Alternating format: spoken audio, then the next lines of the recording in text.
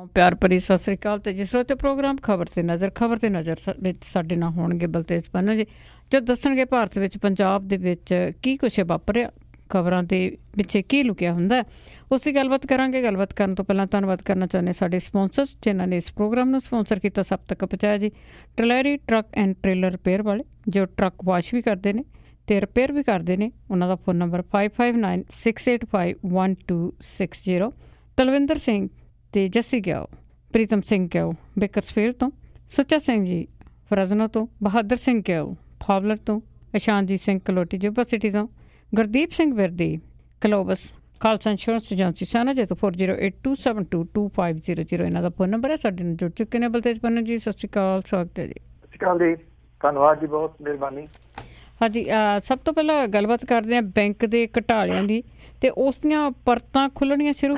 ਬਿਲਕੁਲ ਜੀ, ਐਕਚੁਅਲੀ ਕਿਉਂਕਿ ਮੁਲਕ ਦਾ ਸਭ ਤੋਂ ਵੱਡਾ ਜਿਹੜਾ ਜੀ ਉਹ ਘੁਟਾਲਾ ਹੈ, ਸੋ ਹਰ ਮਿੰਟ ਦੇ ਉੱਤੇ ਇਹਦੀ ਤੁਸੀਂ ਕਹਿ ਲਓ ਕਿ ਗੰਢੇ ਦੀਆਂ ਛੱਲਾਂ ਵਾਂਗੂ ਇੱਕ ਜਿਹੜਾ ਜੀ ਅੱਗੇ ਹੋਰ ਲੱਥੀ ਜਾਂਦੀ ਹੈ, ਤੇ ਅੰਦਰੋਂ ਜਿਹੜਾ ਜੀ ਉਹੀ ਕੁਝ ਫਿਰ ਨਿਕਲ ਰਿਹਾ ਜੀ। CBI ਦੇ ਵੱਲੋਂ ਜਿਹੜੇ ਹੀਰਿਆਂ ਦਾ ਕਾਰੋਬਾਰ ਨੀਰਵ ਮੋਦੀ ਦੀ ਕੰਪਨੀ ਫਾਇਰ ਸਟਾਰ ਡਾਇਮੰਡ ਤੇ ਮੁੱਖ ਵਿੱਤ ਅਧਿਕਾਰੀ ਧੀਰੂ ਭਾਈ ਅੰਬਾਨੀ ਦੇ ਰਿਸ਼ਤੇਦਾਰ ਸਮਝੇ ਜਾਂਦੇ ਵਿਪਲ ਅੰਬਾਨੀ ਤੋਂ ਪੁੱਛਗਿੱਛ ਜਿਹੜੀ ਹੈ ਜੀ ਉਹ ਕੀਤੀ ਜਾ ਰਹੀ ਹੈ। ਵਿਪਲ ਦਾ ਜਿਹੜਾ ਜੀ ਨਾਂ ਇਹ ਮੀਡੀਆ ਲੈਂਡ ਤੋਂ ਸੰਗ ਰਿਹਾ ਪਿਛਲੇ ਦਿਨਾਂ ਤੋਂ, ਇਸੇ ਕਰਕੇ ਕਿ ਉਹ ਅੰਬਾਨੀ ਪਰਿਵਾਰ ਦਾ ਨੇੜਲਾ ਰਿਸ਼ਤੇਦਾਰ ਹੈ। ਜਿਹੜੀ ਜਾਂਚ ਏਜੰਸੀ ਹੈ ਉਹਨੇ ਪੰਜਾਬ ਨੈਸ਼ਨਲ ਬੈਂਕ ਦੀ ਮੁੰਬਈ ਦੇ ਵਿੱਚ ਜਿਹੜੀ ਬਰੈਡੀ ਰੋਡ ਸ਼ਾਖਾ ਹੈ ਉਹਨੂੰ ਸੀਲ ਕਰਕੇ ਉਹਦੀ ਤਲਾਸ਼ੀ ਲਈ। ਉਧਰ ਐਨਫੋਰਸਮੈਂਟ ਡਾਇਰੈਕਟੋਰੇਟ ਜਿਹੜਾ ਵੀ ਉਹਨੇ ਨੀਰਵ ਮੋਦੀ ਦੇ ਮੁੰਬਈ ਦੇ ਵਿੱਚ ਵਰਲੀ 'ਚ ਸਮੁੰਦਰ ਮਹਿਲ ਅਪਾਰਟਮੈਂਟ ਦੇ ਉੱਤੇ ਛਾਪਾ ਮਾਰਿਆ। ਪੰਜਾਬ ਨੈਸ਼ਨਲ ਬੈਂਕ ਦੇ ਵਿੱਚ 11,400 ਕਰੋੜ ਰੁਪਈਏ ਦੇ ਘੁਟਾਲੇ ਦੇ ਨਾਲ ਸੰਬੰਧਿਤ ED ਦੇ ਵੱਲੋਂ ਲਗਾਤਾਰ ਮੁੰਬਈ, ਪੁਣੇ, ਔਰੰਗਾਬਾਦ, ਕੋਲਕਾਤਾ, ਦਿੱਲੀ, ਜੰਮੂ, ਲਖਨਊ, ਸੂਰਤ, ਜਲੰਧਰ ਸਣੇ 38 ਸ਼ਹਿਰਾਂ ਛਾਪੇ ਜਿਹੜੇ ਜੀ ਉਹ ਮਾਰੇ ਗਏ। ਕਰੀਬ 5700 ਕਰੋੜ ਰੁਪਈਏ ਦੀ ਜਿਹੜੀ ਹੈ ਜੀ ਉਹ ਹੁਣ ਤੱਕ ਜਾਇਦਾਦ ਜ਼ਬਤ ਕੀਤੀ ਜਾ ਚੁੱਕੀ ਆ। 22 ਕਰੋੜ ਰੁਪਈਏ ਮੁੱਲ ਦੇ ਜਿਹੜੇ ਦੀ ਕੀਮਤੀ ਪੱਥਰ, ਸੋਨਾ, ਨਕਦੀ ਜ਼ਬਤ ਜਿਹੜੀ ਆ ਉਹ ਕੀਤੀ ਗਈ ਆ। ਉੱਧਰ ਜਿਹੜਾ ਦੂਸਰਾ ਇੱਕ ਹੋਰ ਘੁਟਾਲਾ ਰੋਟੋਮੈਕ ਦਾ ਜਿਹੜਾ ਘੁਟਾਲਾ ਸਾਹਮਣੇ ਆਇਆ ਸੀਗਾ ਜੀ, 3695 ਕਰੋੜ ਰੁਪਈਏ ਦੇ ਬੈਂਕ ਦੇ ਕਰਜ਼ੇ ਦੀ ਹੇਰਾਫੇਰੀ 'ਚ ਰੋਟੋਮੈਕ 10 ਦੇ ਪ੍ਰਮੋਟਰ ਜਿਹੜਾ ਵਿਕਰਮ ਕੋਠਾਰੀ ਤੇ ਉਹਦੇ ਪਰਿਵਾਰ ਦੇ ਖਿਲਾਫ FIR ਦਰਜ ਜਿਹੜੀ ਇਹਦੀ ਉਹ ਕੀਤੀ ਗਿਆ। ਇੱਥੇ ਵੀ ਐਨਫੋਰਸਮੈਂਟ ਡਾਇਰੈਕਟੋਰੇਟ ਨੇ ਕੋਠਾਰੀ ਤੇ ਉਹਦੇ ਪਰਿਵਾਰਕ ਮੈਂਬਰਾਂ ਦੇ ਖਿਲਾਫ ਬਲੈਕ ਮਨੀ ਨੂੰ ਵਾਈਟ ਕਰਨ ਦਾ ਜਿਹੜਾ ਜੀ ਉਹ ਕੇਸ ਦਰਜ ਕੀਤਾ। ਔਰ ਇਹਦਾ ਘੁਟਾਲੇ ਦਾ ਅਨੁਮਾਨ ਪਹਿਲਾਂ 800 ਕਰੋੜ ਰੁਪਈਏ ਜਿਹੜਾ ਜੀ ਉਹ ਲਾਇਆ ਜਾ ਰਿਹਾ ਸੀਗਾ। ਬੈਂਕ ਆਫ ਬੜੌਦਾ ਦੇ ਵੱਲੋਂ ਸ਼ਿਕਾਇਤ ਮਿਲਣ ਤੋਂ ਬਾਅਦ CBI ਨੇ ਕਾਨਪੁਰ ਦੇ ਵਿੱਚ ਰੋਟੋਮੈਕ ਜਿਹੜੀ ਗਲੋਬਲ ਪ੍ਰਾਈਵੇਟ ਲਿਮਟਿਡ ਆ ਉਹਦੇ ਡਾਇਰੈਕਟਰ ਵਿਕਰਮ ਕੋਠਾਰੀ, ਉਹਦੀ ਘਰਵਾਲੀ ਸਾਧਨਾ ਕੋਠਾਰੀ, ਉਹਦੇ ਮੁੰਡੇ ਰਾਹੁਲ ਕੋਠਾਰੀ ਤੇ ਅਣਪਛਾਤੇ ਬੈਂਕ ਅਧਿਕਾਰੀਆਂ ਦੇ ਖਿਲਾਫ ਕੇਸ ਜਿਹੜਾ ਜੀ ਉਹ ਦਰਜ ਕੀਤਾ। ਤੇ ਬਿਨਾਂ ਕਿਸੇ ਸ਼ੱਕ ਦੇ ਇਸ ਮਾਮਲੇ ਦੇ ਵਿੱਚ ਜਿਹੜੀ ਪ੍ਰਧਾਨ ਮੰਤਰੀ, ਵਿੱਤ ਮੰਤਰੀ ਦੀ ਧਾਰੀ ਹੋਈ ਜਿਹੜੀ ਗੰਭੀਰ ਚੁੱਪ ਹੈ ਉਹ ਅਜੇ ਵੀ ਉਸੇ ਤਰੀਕੇ ਦੇ ਨਾਲ ਜਿਹੜਾ ਉਹ ਜਾਰੀ ਹੈ। ਕਰਨਾਟਕਾ ਦੀਆਂ ਚੋਣਾਂ ਦੇ ਵਿੱਚ ਚੋਣ ਪ੍ਰਚਾਰ ਕਰ ਰਹੇ ਪ੍ਰਧਾਨ ਮੰਤਰੀ ਹੋਰਾਂ ਨੇ ਕਿਹਾ ਕਿ ਕਮਿਸ਼ਨ ਵਾਲੀ ਸਰਕਾਰ ਚਾਹੀਦੀ ਹੈ ਜਾਂ ਮਿਸ਼ਨ ਵਾਲੀ ਸਰਕਾਰ ਚਾਹੀਦੀ ਹੈ। ਹੁਣ ਸ਼ਾਇਦ ਲੋਕਾਂ ਨੂੰ ਇਹ ਨਹੀਂ ਸਮਝ ਆ ਰਿਹਾ ਵੀ ਮਿਸ਼ਨ ਕਿਹੜਾ ਆ, ਬੈਂਕਾਂ ਨੂੰ ਜਿਹੜਾ ਜੀ ਉਹ ਨੰਗ ਕਰਨ ਦਾ, ਜਾਂ ਫਿਰ ਇਹ ਕਮਿਸ਼ਨ ਆ ਜੀ ਇਹਦੇ ਚੋਂ ਕਿਹੜੇ ਲੈ ਗਏ। ਬਿਲਕੁਲ ਜੀ, ਇੱਥੇ ਜਾਂਦੇ ਕਿੱਥੇ ਆ ਉਹ ਵੀ ਪਤਾ ਕਰਨਾ ਚਾਹੀਦਾ। ਅੱਗੇ ਸੁਰੇਸ਼ ਕੁਮਾਰ ਦੀ ਜੇ ਗੱਲ ਕਰੀਏ ਤਾਂ ਉਹ ਦਫ਼ਤਰ ਵਿੱਚ ਵਾਪਸ। ਬਿਲਕੁਲ ਜੀ, ਐਕਚੁਅਲੀ ਕਈ ਦਿਨਾਂ ਤੋਂ ਉਡੀਕਿਆ ਜਾ ਰਿਹਾ ਜੀ। ਜੱਕੋ ਤੱਕੀ ਵਾਲਾ ਜਿਹੜਾ ਮਾਹੌਲ ਸੀਗਾ, ਕਵਰ ਜਿਹੜਾ ਉਹ ਕਰਦੇ ਰਹੇ ਆ ਕਿ ਸੁਰੇਸ਼ ਕੁਮਾਰ ਹੋਰੀ ਨਹੀਂ ਸਨ ਮੰਨ ਰਹੇ, ਪਰ ਉਹਨਾਂ ਨੇ ਸ਼ਾਮ 6:30 ਵਜੇ ਜਿਹੜਾ ਸੀਗਾ ਜੀ ਆਪਣੇ ਅਹੁਦੇ ਦਾ ਕੰਮਕਾਜ ਜਿਹੜਾ ਉਹ ਸੰਭਾਲ ਲਿਆ। ਔਰ ਉਹਨਾਂ ਦੇ ਉੱਤੇ ਦਬਾਅ ਸੀਗਾ ਜੀ ਕਿ ਉਹ ਡਿਊਟੀ ਦੇ ਉੱਤੇ ਹਾਜ਼ਰ ਹੋਣ, ਪਰ ਸੁਰੇਸ਼ ਕੁਮਾਰ ਹੋਰਾਂ ਦੀ ਜਿਹੜੀ ਜਿੱਦ ਸੀ ਉਹ ਇਹ ਸੀਗੀ ਕਿ ਜਿੰਨੀ ਦੇਰ ਤੱਕ ਇਸ ਕੇਸ ਦਾ ਫੈਸਲਾ ਨਹੀਂ ਆ ਜਾਂਦਾ ਉਨੀ ਦੇਰ ਤੱਕ ਉਹ ਡਿਊਟੀ ਦੇ ਉੱਤੇ ਜਿਹੜਾ ਉਹ ਨਹੀਂ ਆਉਣਗੇ। ਜਿਹੜਾ ਮੁੱਖ ਮੰਤਰੀ ਨੇ ਜੀ ਉਹਨਾਂ ਦੇ ਨਾਲ ਤਕਰੀਬਨ 1.5 ਘੰਟੇ ਦੇ ਕਰੀਬ ਗੱਲਬਾਤ ਜਿਹੜੀ ਉਹਨਾਂ ਦੀ ਹੋਈ, ਜਿਹਦੇ ਵਿੱਚ ਸੁਰੇਸ਼ ਕੁਮਾਰ ਹੋਰਾਂ ਦੇ ਉੱਤੇ ਜਿਹੜਾ ਇਹ ਮਾਮਲਾ ਹੈ ਹਾਈ ਕੋਰਟ ਦੇ ਵਿੱਚ ਸੁਣਵਾਈ ਅਧੀਨ, ਇਹਦੇ ਬਾਰੇ ਗੱਲਬਾਤ ਹੋਈ। ਔਰ ਖਾਸ ਤੌਰ ਦੇ ਉੱਤੇ ਜਿਹੜੀਆਂ ਸਾਜ਼ਿਸ਼ਾਂ ਹੋ ਰਹੀਆਂ ਨੇ CM ਆਫਿਸ ਦੇ ਵਿੱਚ, ਕਿਹੜੇ ਉਹ ਲੋਕ ਨੇ, ਇਹਦੇ ਉੱਤੇ ਸੁਰੇਸ਼ ਕੁਮਾਰ ਹੋਰਾਂ ਦਾ ਜਿਹੜਾ ਜੀ ਉਹ ਜ਼ਿਆਦਾ ਜ਼ੋਰ ਰਿਹਾ ਜੀ। ਔਰ ਇਹ ਕਿਹਾ ਗਿਆ ਜੀ ਕਿ ਉਹਨਾਂ ਨੂੰ ਭਰੋਸਾ ਦਿਵਾਇਆ ਗਿਆ ਮੁੱਖ ਮੰਤਰੀ ਹੋਰਾਂ ਦੇ ਵੱਲੋਂ ਕਿ ਉਹ ਇਸ ਮਾਮਲੇ ਨੂੰ ਨਿੱਜੀ ਤੌਰ ਦੇ ਉੱਤੇ ਜਿਹੜਾ ਜੀ ਉਹ ਨਿਪਟਣਗੇ। ਔਰ ਮੁੱਖ ਮੰਤਰੀ ਨੇ ਉਹਨਾਂ ਦੇ ਵਿਰੁੱਧ ਕੇਸ ਨੂੰ ਛੇਤੀ ਖਤਮ ਕਰਾਉਣ ਦੇ ਵਾਸਤੇ ਜਿਹੜੇ ਚੀਫ ਸੈਕਟਰੀ ਨੇ ਕਰਨ ਅਵਤਾਰ ਹੋਰੀ ਉਹਨਾਂ ਨੂੰ ਵੀ ਜਿਹੜਾ ਜੀ ਉਹ ਕਿਹਾ ਕਿ ਇਹਦਾ ਛੇਤੀ ਜਿਹੜਾ ਜੀ ਉਹ ਸੋਚਿਆ ਜਾਵੇ। ਇਹ ਕਿਹਾ ਜਾ ਰਿਹਾ ਜੀ ਕਿ ਜਿਹੜੇ ਮੰਤਰੀ ਨੇ ਤਿੰਨ ਕੁ ਉਹਨਾਂ ਨੇ ਵੀ ਜਾ ਕੇ ਜਿਹੜੇ ਸੁਰੇਸ਼ ਕੁਮਾਰ ਹੋਰਾਂ ਦੇ ਉੱਤੇ ਦਬਾਓ ਪਾਇਆ ਕਿ ਉਹ ਆਪਣੇ ਅਹੁਦੇ ਦੇ ਉੱਤੇ ਜਿਹੜਾ ਉਹ ਵਾਪਸ ਹੋ ਜਾਣ। ਇਹ ਕਿਹਾ ਜਾ ਰਿਹਾ ਜੀ ਕਿ ਸੁਰੇਸ਼ ਕੁਮਾਰ ਹੋਰੀ ਕਿਉਂਕਿ ਈਜ਼ੀ ਅਵੇਲੇਬਲ ਨੇ, ਇਸ ਕਰਕੇ ਜਿਹੜੇ MLAs ਨੇ ਉਹਨਾਂ ਨੂੰ ਉਹ ਛੇਤੀ ਜਿਹੜੇ ਉਹਨਾਂ ਦੇ ਕੰਮਕਾਰ ਜਿਹੜੇ ਹੋ ਸਕਦੇ ਜਿਹੜੇ ਕਿ ਪਿਛਲੇ ਦਿਨਾਂ ਤੋਂ ਲਟਕ ਗਏ ਸੀਗੇ। ਪਰ ਇਹਦੇ ਵਿੱਚ ਇੱਕ ਗੱਲ ਜਿਹੜੀ ਹੈ ਜੀ ਜ਼ਰੂਰ ਵੇਖਣ ਵਾਲੀ ਹੋਊਗੀ ਕਿਉਂਕਿ ਇਉਂ ਸੁਰੇਸ਼ ਕੁਮਾਰ ਹੋਰੀ ਵਾਪਸੀ ਕਰਨ ਵਾਲੇ ਅਫਸਰਾਂ ਦੇ ਵਿੱਚੋਂ ਨਹੀਂ ਸਨ ਜਿਹੜੇ ਖਾਸ ਤੌਰ ਦੇ ਉੱਤੇ ਸਾਜ਼ਿਸ਼ਕਾਰ ਨੇ, ਜਿਹੜੇ ਕਪਤਾਨ ਸਾਹਿਬ ਦੇ ਨੇੜੇ ਤੇੜੇ ਵਾਲੇ ਦੱਸੀਦੇ ਆ ਕਿ ਉਹਨਾਂ ਦੇ ਬਾਰੇ 1.5 ਘੰਟੇ ਦੀ ਮੀਟਿੰਗ ਦੇ ਵਿੱਚ ਕੋਈ ਅਹਿਮ ਫੈਸਲਾ ਲਿਆ ਗਿਆ। ਉਹਨਾਂ ਦੇ ਪਰ ਜਿਹੜੇ ਆ ਜੀ ਕੀ ਉਹ ਉਤਰੇ ਜਾਣਗੇ, ਇਹ ਵੇਖਣ ਵਾਲੀ ਗੱਲ ਰਹੂਗੀ ਜੀ। ਤੇ ਅੱਗੇ ਗੱਲ ਕਰਦੇ ਹਾਂ ਜੀ, ਕੈਪਟਨ ਤੇ ਟਰੂਡੋ ਦੇ ਵਿਚਕਾਰ ਅਖੀਰ ਨੂੰ 20 ਮਿੰਟ ਦੀ ਮੁਲਾਕਾਤ ਸੈਟਅਪ ਹੋਈ ਆ ਅੰਮ੍ਰਿਤਸਰ ਦੇ ਵਿੱਚ। Canadian prime minister Justin Trudeau ਤੇ ਉਹਨਾਂ ਦਾ ਜਿਹੜਾ ਮੰਤਰੀ ਮੰਡਲ ਦਾ ਵਫਦ ਆਇਆ ਹੋਇਆ, ਇਹਨੂੰ ਲੈ ਕੇ ਜਿਹੜੀਆਂ ਅਟਕਲਾਂ, ਅਫਵਾਹਾਂ, ਖਬਰਾਂ ਜਿਹੜੀਆਂ ਦੀ ਉਹ ਜਾਰੀ ਨੇ ਕਿ ਜਿਸ ਕਿਸਮ ਦੇ ਨਾਲ ਕੇਂਦਰ ਦੀ ਸਰਕਾਰ ਦੇ ਵੱਲੋਂ ਬਹੁਤ ਠੰਡਾ ਸਵਾਗਤ ਉਹਨਾਂ ਦਾ ਕੀਤਾ ਗਿਆ ਔਰ ਪ੍ਰਧਾਨ ਮੰਤਰੀ ਜਿਹੜਾ ਇਹੋ ਜਿਹਾ ਮੌਕਾ ਕਦੀ ਨਹੀਂ ਛੱਡਦੇ ਹੁੰਦੇ ਫੋਟੋਆਂ ਜਿਹੜੀਆਂ ਉਹ ਖਿਚਾਉਣ ਵਾਲਾ, ਪ੍ਰੋਟੋਕਾਲ ਤੋੜ ਕੇ ਏਅਰਪੋਰਟ ਤੇ ਲੈ ਕੇ ਜਾਣ ਵਾਲਾ ਜਾਂ ਉਹਨਾਂ ਦੇ ਆਪਣੇ ਸੂਬੇ ਗੁਜਰਾਤ ਦੇ ਵਿੱਚ ਬਾਹਰੋਂ ਆਏ ਕਿਸੇ ਵੀ ਨੇਤਾ ਨੂੰ ਲਿਜਾਣ ਵਾਲਾ। ਇੱਥੇ ਕੁਝ ਵੀ ਇਦਾਂ ਦਾ ਨਹੀਂ ਹੋਇਆ। ਜਸਟਿਨ ਟਰੂਡੋ ਹੋਰਾਂ ਦਾ ਸਵਾਗਤ ਬੜਾ ਠੰਡਿਆ ਜਿਹੜਾ ਸੀਗਾ ਜੀ ਉਹ ਏਅਰਪੋਰਟ ਦੇ ਉੱਤੇ ਕੀਤਾ ਗਿਆ। ਈਵਨ ਇੱਥੋਂ ਤੱਕ ਕਿ ਵਿਦੇਸ਼ ਮੰਤਰੀ ਵੀ ਜਿਹੜਾ ਜੀ ਉਹ ਨਹੀਂ ਗਏ ਪ੍ਰੋਟੋਕਾਲ ਦੇ ਮੁਤਾਬਕ। ਜੇ ਪ੍ਰਧਾਨ ਮੰਤਰੀ ਤਾਂ ਚਲੋ ਪ੍ਰੋਟੋਕਾਲ ਤੋੜ ਕੇ ਜਾਂਦੇ ਸੀ, ਵਿਦੇਸ਼ ਮੰਤਰੀ ਤਾਂ ਪ੍ਰੋਟੋਕਾਲ ਦੇ ਵਿੱਚ ਆਉਂਦਾ। ਮੁੜ ਕੇ ਜਿਹੜਾ ਜੀ ਉਹ ਗਏ ਉੱਤਰ ਪ੍ਰਦੇਸ਼ ਦੇ ਵਿੱਚ ਤਾਜ ਮਹਿਲ ਵੇਖਣ। ਉੱਥੇ ਵੀ ਜਿਸ ਕਿਸਮ ਦੇ ਨਾਲ ਭਾਜਪਾ ਦੀ ਸਰਕਾਰ ਨੇ ਉਹਨਾਂ ਦਾ ਠੰਡਿਆਂ ਸਵਾਗਤ ਜਿਹੜਾ ਜੀ ਕੀਤਾ, ਮੁੱਖ ਮੰਤਰੀ ਵੀ ਉੱਥੇ ਪ੍ਰੋਟੋਕਾਲ ਦੇ ਮੁਤਾਬਕ ਚਾਹੀਦੇ ਸੀ, ਨਹੀਂ ਉੱਥੇ ਗਏ। ਹੁਣ ਜਿਹੜੀਆਂ ਬਹੁਤੀਆਂ ਨਿਗਾਹਾਂ ਨੇ ਜੀ ਉਹ ਉਹਨਾਂ ਦੀ ਭੜਕੇ ਹੋਣ ਵਾਲੀ ਅੰਮ੍ਰਿਤਸਰ ਦੀ ਫੇਰੀ ਦੇ ਉੱਤੇ ਲੱਗੀਆਂ ਰਹਿਣਗੀਆਂ ਜੀ। ਕੱਲ ਨੂੰ ਜਸਟਿਨ ਟਰੂਡੋ ਹੋਰੀ ਕੁਝ ਘੰਟਿਆਂ ਦੇ ਵਾਸਤੇ ਅੰਮ੍ਰਿਤਸਰ ਆਉਣਗੇ, ਜਿੱਥੇ ਉਹ ਦਰਬਾਰ ਸਾਹਿਬ ਮੱਥਾ ਟੇਕਣਗੇ, ਜਲਿਆਂਵਾਲਾ ਬਾਗ ਜਾ ਸਕਦੇ ਆ ਤੇ ਇੱਕ ਜਿਹੜਾ ਪਾਰਟੀਸ਼ਨ ਦੇ ਸੰਬੰਧੀ ਬਣਾਇਆ ਗਿਆ ਜੀ ਯਾਦਗਾਰ, ਉੱਥੇ ਵੀ ਉਹ ਕੁਝ ਮਿੰਟ ਦੇ ਵਾਸਤੇ ਜਾ ਸਕਦੇ ਆ।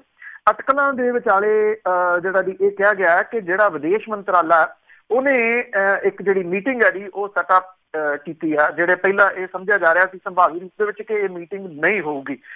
ਮੁੱਖ ਮੰਤਰੀ ਕੈਪਟਨ ਅਮਰਿੰਦਰ ਸਿੰਘ ਹੋਰਾਂ ਦਾ ਵੀ ਟਵੀਟ ਜਿਹੜਾ ਜੀ ਉਹ ਆ ਗਿਆ ਕਿ ਇਹ ਮੀਟਿੰਗ ਜਿਹੜੀ ਹੈ ਜੀ ਉਹਦੇ ਵਾਸਤੇ ਉਹ ਉਤਸੁਕ ਨੇ ਮੀਟਿੰਗ ਕਰਨ ਦੇ ਵਾਸਤੇ ਔਰ ਉਹ ਅਗਲਵਾਂਢੀ ਜਿਹੜਾ ਜੀ ਲੈਣ ਦੇ ਵਾਸਤੇ ਜਸਟਿਨ ਟਰੂਡੋ ਹੋਰਾਂ ਨੂੰ ਅੰਮ੍ਰਿਤਸਰ ਦੇ ਸ਼੍ਰੀ ਗੁਰੂ ਰਾਮਦਾਸ ਇੰਟਰਨੈਸ਼ਨਲ ਏਅਰਪੋਰਟ ਦੇ ਉੱਤੇ ਹੋਣਗੇ। ਉੱਥੇ ਉਹ ਉਹਨਾਂ ਨੂੰ ਜਿਹੜਾ ਜੀ ਉਹ ਜੀ ਆਇਆਂ ਨੂੰ ਕਹਿਣਗੇ। ਔਰ ਅੰਮ੍ਰਿਤਸਰ ਦੇ ਵਿੱਚ ਹੀ ਮੈਂ ਪਹਿਲਾਂ ਵੀ ਜਿਹੜੀ ਜੀ ਕੱਲ ਗੱਲ ਕੀਤੀ ਸੀਗੀ ਕਿ ਇਹ ਮੀਟਿੰਗ ਸੰਭਾਵੀ ਰੂਪ ਦੇ ਵਿੱਚ ਅੰਮ੍ਰਿਤਸਰ ਹੋ ਸਕਦੀ ਹੈ ਕਿਉਂਕਿ ਚੰਡੀਗੜ੍ਹ ਜਾਣ ਦਾ ਉਹਨਾਂ ਦਾ ਕੋਈ ਪ੍ਰੋਗਰਾਮ ਨਹੀਂ। ਅੰਮ੍ਰਿਤਸਰ ਦੇ ਵਿੱਚ ਇਹ 20 ਮਿੰਟ ਦੀ ਮੁਲਾਕਾਤ ਜਿਹੜੀ ਹੈ ਜੀ ਉਹ ਰੱਖੀ ਗਈ ਹੈ ਔਰ ਇਹਦੇ ਬਾਰੇ ਦੇ ਵਿੱਚ ਬਕਾਇਦਾ ਤੌਰ ਦੇ ਉੱਤੇ ਜਿਹੜਾ ਜੀ ਕਨਫਰਮੇਸ਼ਨ ਦੋਵਾਂ ਸਾਈਡਾਂ ਤੋਂ ਹੋ ਚੁੱਕੀ ਹੋਈ ਹੈ ਜੀ।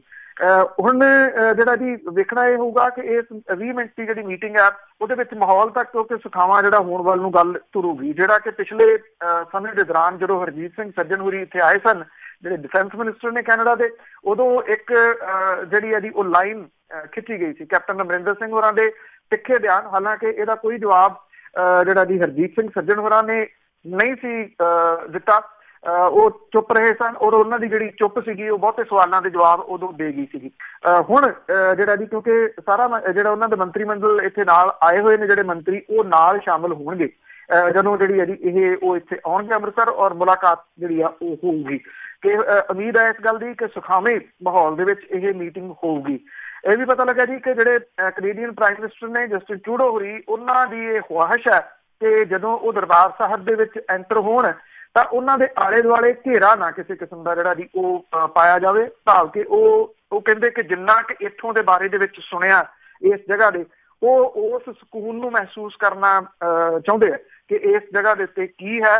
ਪਰ ਜਿਸ ਕਿਸਮ ਦੇ ਨਾਲ ਸ਼੍ਰੋਮਣੀ ਗੁਰਦੁਆਰਾ ਪ੍ਰਬੰਧਕ ਕਮੇਟੀ ਨੇ ਤਿਆਰੀ ਕੀਤੀ ਔਰ ਉਸ ਲਿਸਟ ਦੇ ਵਿੱਚ ਨਾਮ ਸੁਖਬੀਰ ਸਿੰਘ ਬਾਦਲ ਤੇ ਹਰਸਿਮਰਤ ਕੌਰ ਬਾਦਲ ਹੋਰਾਂ ਦਾ ਵੀ ਹੈ ਜਿਹੜਾ ਇਹ ਭੱਜ ਕੇ ਫੋਟੋਆਂ ਖਿਚਾਉਣ ਵਾਲੇ ਆ ਜੀ, ਕਿੰਨਾ ਕੁ ਇਹ ਉਹਨਾਂ ਦੇ ਇਹ ਜਿਹੜੀ ਦਿਲੀ ਭਾਵਨਾ ਹੈ ਉਹਦਾ ਸਤਿਕਾਰ ਕਰਨਗੇ, ਇਹ ਵੀ ਵੇਖਣ ਵਾਲੀ ਗੱਲ ਰਹੂਗੀ।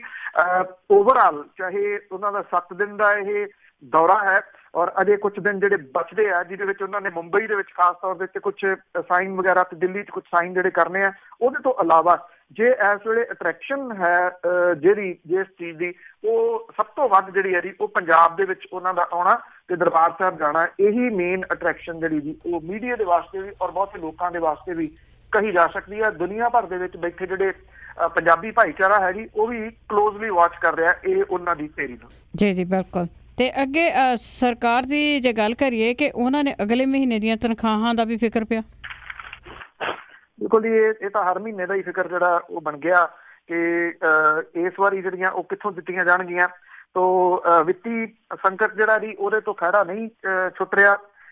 ਫਰਵਰੀ ਮਹੀਨੇ ਦੀਆਂ ਤਨਖਾਹਾਂ ਪਿਛਲੇ ਮਹੀਨੇ ਵਾਂਗ ਕਿਸ਼ਤਾਂ ਦੇ ਵਿੱਚ ਦਿੱਤੇ ਜਾਣ ਦੀ ਸੰਭਾਵਨਾ ਹੈ। ਮੁਲਾਜ਼ਮ, ਅਧਿਕਾਰੀ ਤੇ ਰਿਟਾਇਰਡ ਜਿਹੜੇ ਨੇ ਜੀ ਉਹਨਾਂ ਦੇ ਕਰੋੜਾਂ ਰੁਪਏ ਦੇ ਬਿੱਲ ਜਿਹੜੇ ਆ ਉਹ ਖਜ਼ਾਨਾ ਦਫ਼ਤਰਾਂ 'ਚ ਮਹੀਨਿਆਂ ਤੋਂ ਲਟਕੇ ਪਏ ਨੇ। ਕਰਜ਼ੇ ਦੀ ਪੰਡ ਹੋਰ ਵੱਡੀ ਹੁੰਦੀ ਜਾ ਰਹੀ ਆ। ਮੁਲਾਜ਼ਮਾਂ ਦੇ ਵਿੱਚ ਬੇਚੈਨੀ ਜਿਹੜੀ ਆ ਜੀ ਉਹ ਵੱਧ ਰਹੀ ਆ। ਵਿੱਤ ਵਿਭਾਗ ਦਾ ਜਿਹੜਾ ਪ੍ਰਮੁੱਖ ਸਕੱਤਰ ਆ ਉਹਨੇ ਸੂਬੇ ਦੇ ਜਿਹੜੇ ਸਮੂਹ ਖਜ਼ਾਨਾ ਅਫਸਰ ਨੇ ਜੀ ਉਹਨਾਂ ਨੂੰ ਹਦਾਇਤ ਕੀਤੀ ਆ ਕਿ ਸਾਰੇ DDO ਕੋਲੋਂ ਮੁਲਾਜ਼ਮਾਂ ਤੇ ਅਧਿਕਾਰੀਆਂ ਦੀਆਂ ਤਨਖਾਹਾਂ ਦੇ ਬਿੱਲ ਜਿਹੜੇ ਆ ਜੀ ਉਸੇ ਤਰੀਕੇ ਨਾਲ ਜੋ ਪਿਛਲਾ ਕੀਤਾ ਸੀ A, B ਤੇ D ਦੇ ਤਹਿਤ ਗਰੁੱਪਵਾਰ ਜਿਹੜੇ ਆ ਉਹ ਲਏ ਜਾਣ ਔਰ ਇਸ ਪ੍ਰਫਾਰਮੇ ਦੇ ਵਿੱਚ ਕੁੱਲ ਤਨਖਾਹ ਕਟੌਤੀਆਂ ਤੇ ਕੱਟ ਕਟਾ ਕੇ ਮਿਲਦੀ ਤਨਖਾਹ ਦੇ ਵੇਰਵੇ ਜਿਹੜੇ ਆ ਉਹ ਮੰਗੇ ਗਏ ਆ ਔਰ ਇਹਦੇ ਨਾਲ ਕਈ ਕਿਸਮ ਦੀ ਚਰਚਾ ਜਿਹੜੀ ਆ ਜੀ ਉਹ ਸ਼ੁਰੂ ਹੋ ਗਈ ਆ। ਸਰਕਾਰ ਨੇ ਜ਼ਬਾਨੀ ਹੁਕਮਾਂ ਦੇ ਰਾਹੀਂ ਜਨਵਰੀ ਮਹੀਨੇ ਦੀਆਂ ਤਨਖਾਹਾਂ ਦੇ ਬਿੱਲ ਵੀ ਜਿਹੜੇ ਸੀ ਉਹ ਰਵਾਇਤੀ ਢੰਗ ਦੀ ਥਾਂ ਮੁਲਾਜ਼ਮਾਂ ਦੇ ਗਰੁੱਪਾਂ ਮੁਤਾਬਕ ਮੰਗੇ ਸੀਗੇ ਔਰ ਤਨਖਾਹਾਂ ਵੀ ਚੌਥੇ ਦਰਜੇ ਤੋਂ ਸ਼ੁਰੂ ਕਰਕੇ ਗਰੁੱਪਵਾਰ ਕਿਸ਼ਤਾਂ ਦੇ ਵਿੱਚ ਜਿਹੜੀਆਂ ਜੀ ਉਹ ਦਿੱਤੀਆਂ ਸੀ ਔਰ ਇਹੀ ਤਰੀਕਾ ਹੁਣ ਜਿਹੜਾ ਜੀ ਉਹ ਅਪਣਾਇਆ ਜਾ ਰਿਹਾ।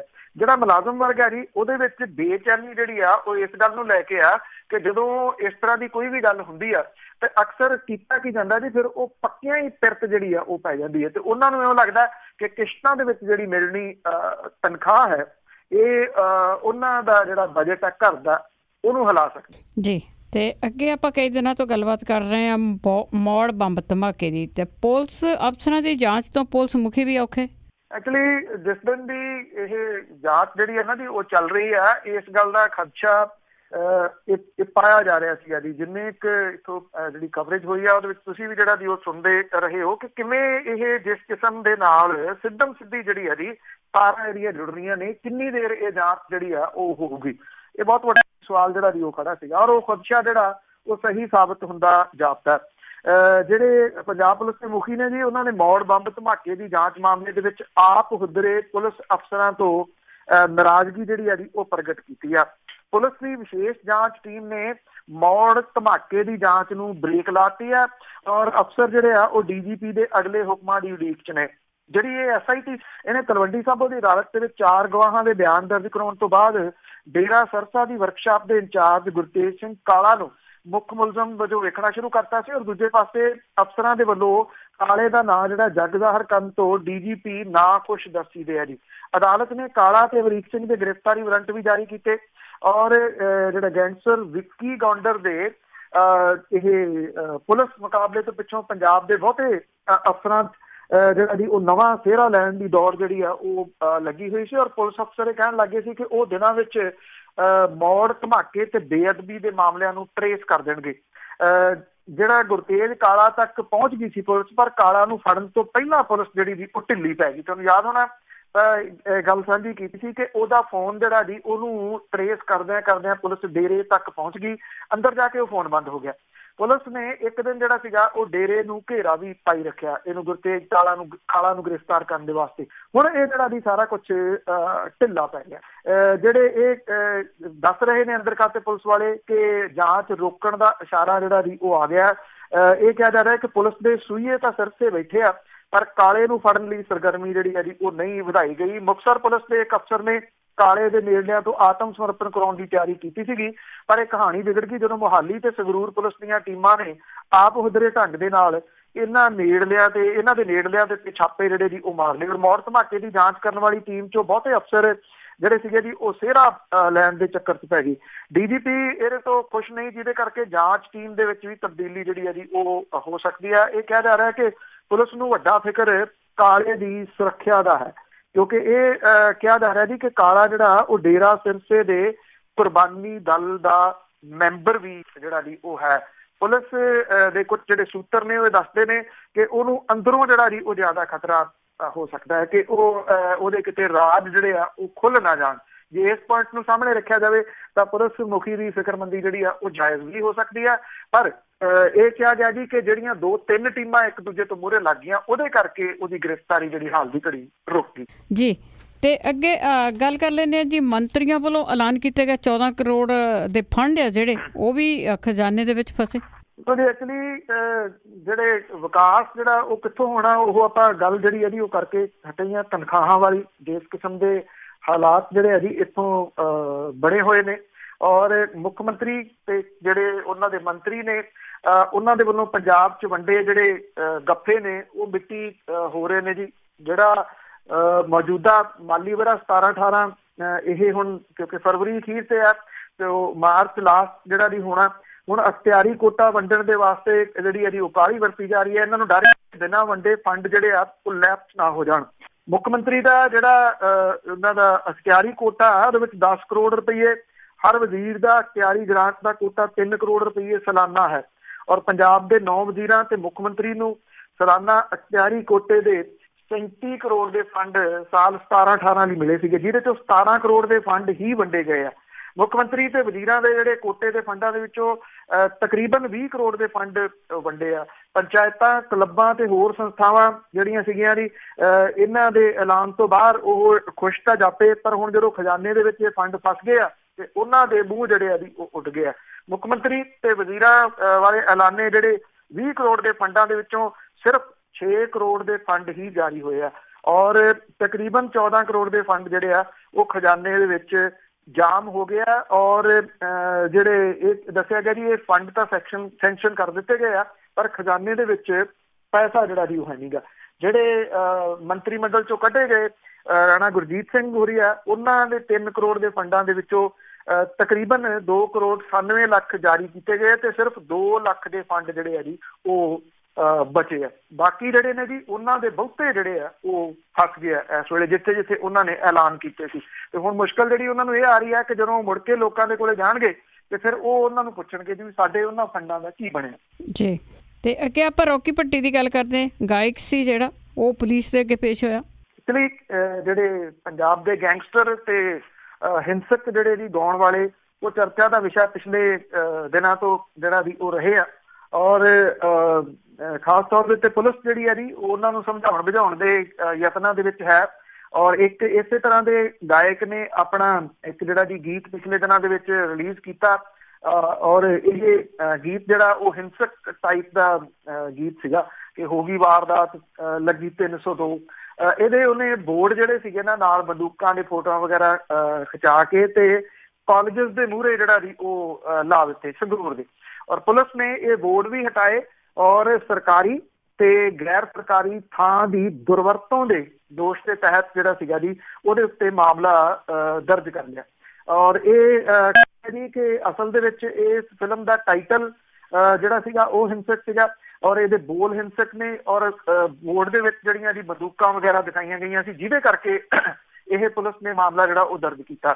ਇਹ ਜਿਹੜਾ ਇਹਦਾ ਗਾਇਕ ਆ ਰੌਕੀ ਭੱਟੀ, ਉਹਨੇ ਆਪਣੇ ਸਾਥੀਆਂ ਦੇ ਸਣੇ ਜਿਹੜੇ ਸੰਗਰੂਰ ਪੁਲਿਸ ਹੈ ਜੀ ਉਹਦੇ ਮੂਹਰੇ ਆਤਮ ਸਮਰਪਣ ਜਿਹੜਾ ਉਹ ਕੀਤਾ। ਔਰ ਇਹਦਾ ਜਿਹੜਾ ਮਾਮਲਾ ਸੀਗਾ ਜੀ ਉਹ ਸਿਟੀ ਥਾਣੇ ਦੇ ਵਿੱਚ ਦਰਜ ਕੀਤਾ ਗਿਆ ਸੀਗਾ। ਇਹ ਇਸੇ ਹੀ ਸਰਕਾਰੀ ਕਾਲਜ ਦਾ ਵਿਦਿਆਰਥੀ ਦੱਸਿਆ ਜਾਂਦਾ ਹੈ ਜੀ, ਜਿਹਦੇ ਬਾਹਰ ਉਹਨੇ ਇਹ ਆਪਣੇ ਹਿੰਸਕ ਜਿਹੜੇ ਗੀਤ ਵਾਲੇ ਬੋਰਡ ਲਾਏ ਸੀਗੇ। ਔਰ ਇਹਦੇ ਨਾਲ ਦੇ ਜਿਹੜੇ ਸਾਥੀ ਸੀਗੇ ਉਹਨਾਂ ਨੇ ਵੀ ਬੰਦੂਕਾਂ ਜਿਹੜੀਆਂ ਜੀ ਉਹ ਚੁੱਕ ਕੇ ਨਾਲ ਇਸ ਬੋਰਡ ਦੇ ਵਿੱਚ ਜਿਹੜਾ ਉਹ ਖੜੇ ਸੀਗੇ। ਔਰ ਇਹ ਕਿਹਾ ਗਿਆ ਸੀਗਾ ਪੁਲਿਸ ਦੇ ਵੱਲੋਂ ਕਿ ਨਵੀਂ ਜਿਹੜੀ ਪੀੜ੍ਹੀ ਆ ਉਹਨੂੰ ਕੁਰਾਹੇ ਪਾਉਣ ਦੇ ਇਹ ਯਤਨ ਨੇ, ਜਿਹਦੇ ਕਰਕੇ ਉਹਨਾਂ ਨੇ ਜਿਹੜਾ ਜੀ ਇਹ ਮਾਮਲਾ ਦਰਜ ਕੀਤਾ। ਪਰ ਮਾਮਲਾ ਡਾਇਰੈਕਟ ਦਰਜ ਹੋ ਨਹੀਂ ਸੀ ਸਕਦਾ, ਇਸ ਕਰਕੇ ਮਾਮਲਾ ਜਿਹੜਾ ਜੀ ਬਣਾਇਆ ਗਿਆ ਕਿ ਉਹਨੇ ਸਰਕਾਰੀ ਤੇ ਗੈਰ ਸਰਕਾਰੀ ਜਿਹੜੀ ਜਗ੍ਹਾ ਹੈ ਉਹਦੀ ਦੁਰਵਰਤੋਂ ਕੀਤੀ ਹੈ। ਇਹ ਮਾਮਲਾ ਕਿੰਨਾ ਖਿੱਚਿਆ ਜਾਂਦਾ ਜੀ, ਇਹ ਬੜਾ ਇੰਟਰਸਟਿੰਗਲੀ ਰਹੂਗਾ। ਪਰ ਇੰਨਾ ਜ਼ਰੂਰ ਹੈ ਕਿ ਕਈ ਗਾਇਕ ਜਿਨ੍ਹਾਂ ਨੇ ਹਿੰਸਕ ਗੀਤ ਰਿਕਾਰਡ ਕਰਾਏ ਹੋਏ ਆ ਇਸ ਟਾਈਪ ਦੇ, ਉਹ ਆਪਣੇ ਟਾਈਟਲ ਜਿਹੜਾ ਜੀ ਉਹ ਬਦਲਦੇ ਫਿਰਦੇ, ਇਸ ਤਰ੍ਹਾਂ ਦੀਆਂ ਕਨਸੂਆਂ ਜਿਹੜੀਆਂ ਜੀ ਉਹ ਮਿਲਦੀਆਂ ਨੇ ਇਸ ਮਾਮਲੇ ਦੀ ਵਜ੍ਹਾ ਕਰਕੇ ਜੀ। ਤੇ ਅਖੀਰ ਦੇ ਵਿੱਚ ਆਪਾਂ ਗੱਲ ਕਰਦੇ ਜਿਹੜੇ ਅੰਮ੍ਰਿਤਸਰ ਦੇ ਵਿੱਚ ਮਾਂ ਧੀ ਦਾ ਅੱਗ ਲਾ ਦਿੱਤੀ ਸੀ, ਘਰ ਨੂੰ ਕਤਲ ਹੀ ਹੋਇਆ ਸੀਗਾ, ਉਸ ਦੇ ਵਿੱਚ ਪੁਲਿਸ ਨੇ ਹੋਰ ਵੀ ਖੁਲਾਸੇ ਕੀਤੇ।